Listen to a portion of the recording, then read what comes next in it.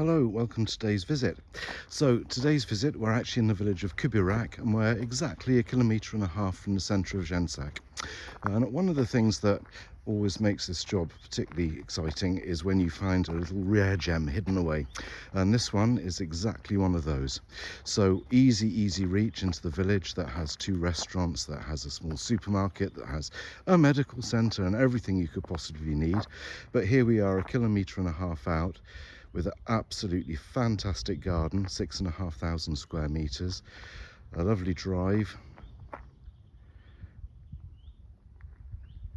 very quiet, but we're not isolated, so there are other houses around, but absolutely nobody overlooking you, plenty of space. Let us go and have a look around the other side. So now here we are, we'll come around the side of the barn. And this side is where we see the main house. There are terraces to the front, terraces to the back. In the terrace to the back, obviously, is where the pool and everything is, completely secluded. I did actually have one customer say to me, that'll be good for swinging parties. I didn't know what she meant, but I kept my car keys in my pocket just in case. And anyway, let's go and have a look at the house. Enough of that, here we go. Let's start with the kitchen. So here we are in the kitchen, very light, very good sized room, rather in-your-face Portuguese tiling, obviously, which may not be to everybody's taste, though it is secretly quite funky. Open fireplace working, so that would be handy for doing your grillades and that sort of thing. But the layout of the kitchen, if you can get past the tiles, is actually extremely good, very practical. It goes straight out onto the terrace one side, and then behind me through this door takes us through into the dining room and the living room, which we'll go and have a look at in a minute. But we're going to do things completely out of order, and we're going to go this way and look at the bedrooms instead. So here we go. This is the first spare bedroom.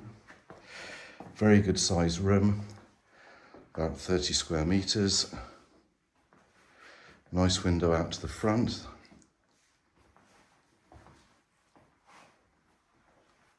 Original beams and everything, which they've painted to make the room a little bit brighter. Spotlights. This house obviously has been completely rewired, replumbed, re-everythinged. Then across the corridor, the guest bathroom.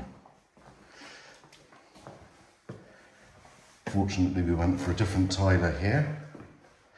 Very clean, very practical bathroom for your guests. If we continue up the corridor, next guest bedroom on the right. Smaller bedroom, 14 square meters, but with a very nice built-in cupboard with antique doors. I particularly like that. And also a very nice view out here to the garden at the back,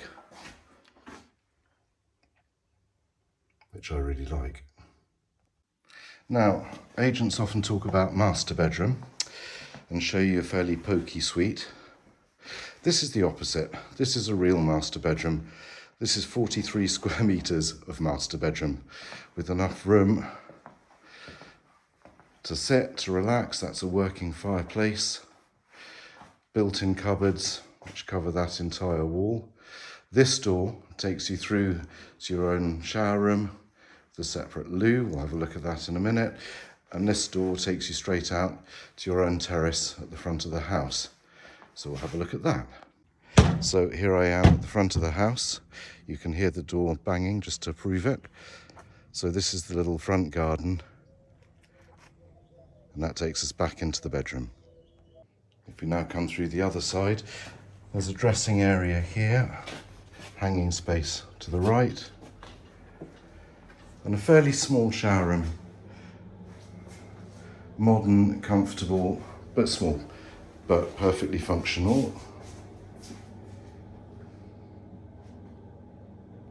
However, if you want loads of space to splash around, there is a secret here. This antique wooden door takes you through to what's today a huge storage area. But actually, here, there's 20 square meters to make a huge bathroom, if that's what you're after. And needless to say, it's already insulated and ready to use, apart from having been used as a dumping ground, but we'll not talk about that. So now let's go back towards the kitchen and I'll show you the dining room and living room. See if I can do this without tripping down the steps. And here we go. So another working fireplace, this time with a wood burner inside. Very good sized dining room, living room, open to terraces both sides. So this side goes to the front of the building with the terrace that we've already seen. This terrace out this way is the one with the pool, which we'll now go and have a look at. As if by magic, the sun has now come out, which is good. So that red door takes you through to where the barn is, which is currently an art studio and barn space, running water, electricity and heating. Eating area. And then here, up the steps, is another covered terrace.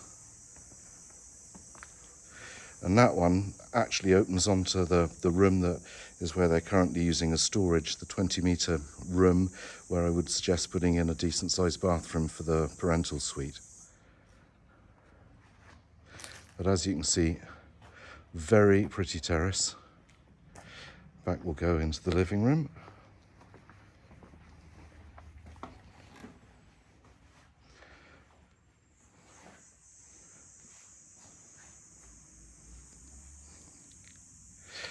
And then at the end of the living room, another door. This is actually a bit like the old curiosity shop. As you'll see in a minute, this is where the owner keeps all his treasures. I use that as a relative term. Understated chandelier hiding there.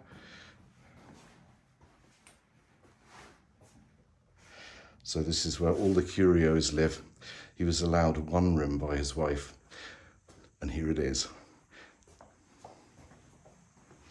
Otherwise, that would be a perfect office. And the other thing, if I just turn around a minute, you can see there's a door that goes to outside. So actually, that would be the ideal place to hang your coats, to put in a piece of furniture for all the outside gear. And then you could come in through that way rather than as I did in the first place, into the kitchen. So here we are back outside, curiosity shop to my left. The red door we saw earlier to my left, and into what was the barn and is actually now the owner's art studio. Very light,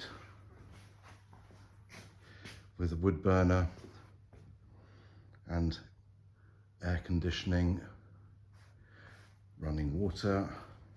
So ideal workspace, ideal to convert into gîte if that's what you're after doing, or simply change this into a separate studio apartment to house the guests that outstay their welcome. I didn't say that, you're not allowed to say that. Anyway, 40 square meters here, and if we go through the door to my right, we go into the barn where they've already fitted insulation, where they've already fitted Velux, there's already electricity. And here is 55 square meters of usable barn space, with a door which takes us out that way back to where my car's parked, which you'll have seen on the way in, and a door that takes us back that way towards the front of the house and to the terrace. So a really, really useful barn space. So let's just go and explore the garden a bit, because there are things to see hidden out this way. So you can tell that the owners are very proud of their garden. You can also tell that Madame is an artist. So here, little relaxation area,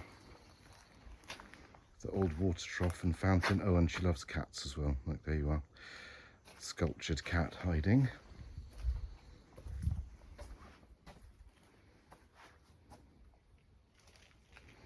Then if we continue on our magical mystery tour,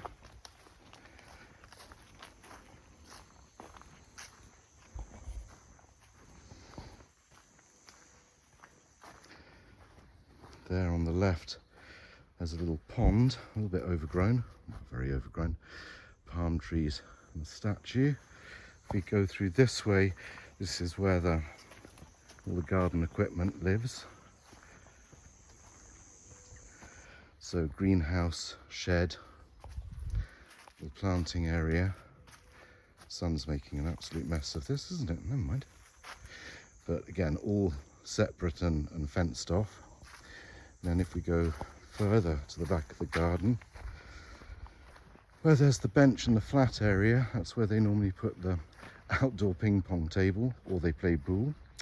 And if we continue even further, you'll find there is the perfect prison for the grandchildren. So hidden up in the trees is the tree house. Just what you want for relaxation.